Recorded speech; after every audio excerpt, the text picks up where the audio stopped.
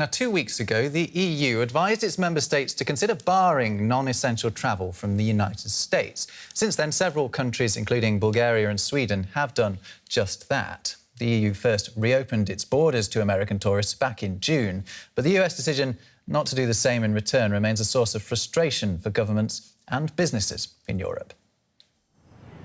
Big River Steel's new plant in the US state of Arkansas. It's considered one of the most modern in the world. It was a $1 billion contract for German plant constructor SMS Group. The keys to the works were only handed over after the coronavirus pandemic hit.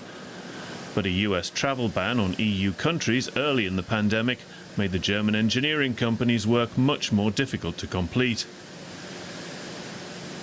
The US does make exceptions to the ban in so-called national interest cases, but the mills of the country's bureaucracy grind only very slowly. You only ever know at short notice if our employees can get in or not. Have to make backup plans like how can I cover with local people, how about hybrid meetings, Teams, Zoom and the like. How can I work it that I've got enough people there in the end? It very much complicates the business and as a result makes things very difficult to plan.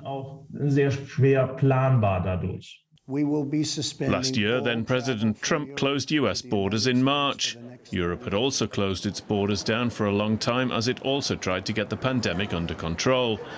But in June of this year, the EU opened up again and allowed US citizens to travel into the bloc without hindrance.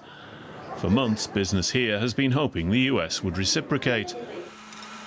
Frustration in the engineering and plant construction sector is growing.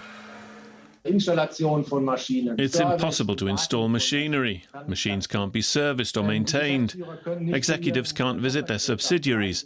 In the engineering sector, we have 1,800 subsidiaries in the US, and we can't travel to trade fairs either, which is important.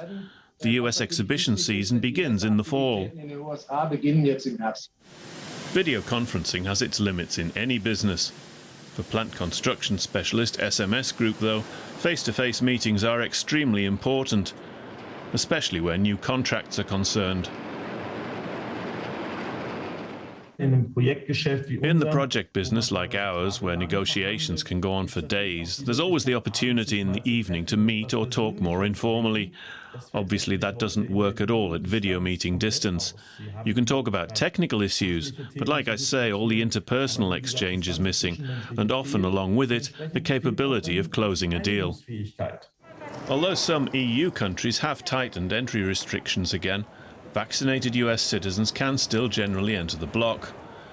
But business travellers in the other direction will just have to call on their reserves of patience for the time being. Well, let's get more on that from our financial correspondent in Frankfurt, Konrad Busen. Konrad, is that patience among European businesses wearing thin now? Good morning, Rob. It's certainly wearing thin among the people we just saw in the video. Of course, there's no denying it. Even though I think it's worth mentioning that so far, despite the travel restrictions, the impact on our German manufacturing economy has been limited so far. You know, the manufacturers here in Germany have been reporting constant rises in production, constant rises in factory orders. So despite of what we heard in the video, that business needs presence, obviously a lot of business has been possible without business people really meeting in person. Is there any sign of the situation between the EU and the US and the travel restrictions there being an improving situation? No, not really. No sign that I think is worth giving out. We've seen a lot of statements that the Americans want to do something about the travel restrictions. You know, when Angela Merkel recently visited Washington, there was talk that this would happen. It did not.